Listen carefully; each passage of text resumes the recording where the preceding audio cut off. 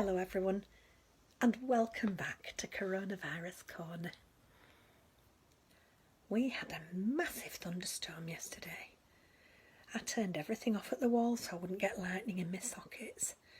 The rain came down so hard I could hardly see across to Mandy's, although I did spot the vicar arriving. He had his cycling cape on. He was flailing around like a drowning nun, and then he rode into a pothole and fell off sideways into the gully at the bottom of Mandy's drive. She ran out with a bath towel and hurried him inside the house. I've never known anybody fall off the bike so often. I had a phone call mid-afternoon. I picked it up and all I could hear was and I was just going to put it down again when a voice said, "Help! Help! Edna!" and started coughing. It was old Patrick, and he sounded like he'd got the virus. He coughed for that long that in the end I called the ambulance. I was stood outside in my wellies, shouting through the letterbox, "It's all right, Patrick. Help is on the way."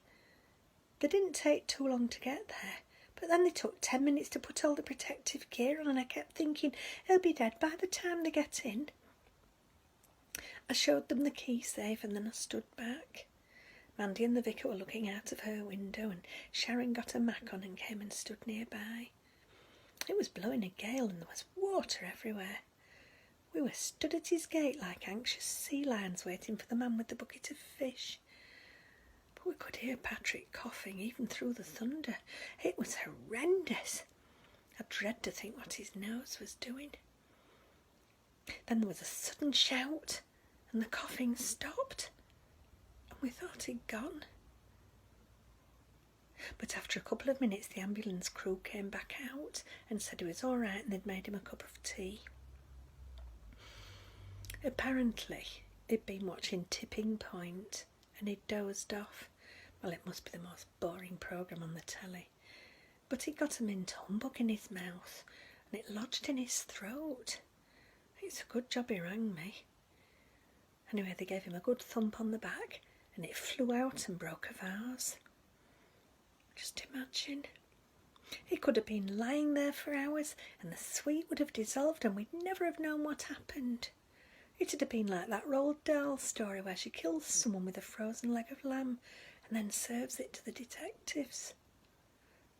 It makes you wonder how many folk die of eating humbugs. I bet Chris Whitty would know. Anyway, I digress. Today's sensible tip is, don't watch Tipping Point. Seriously.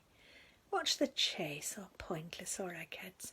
They're educational and you have to keep using your brain or else you start doing daft things like Auntie Nancy when she put the cat away in the fridge with her shopping that time.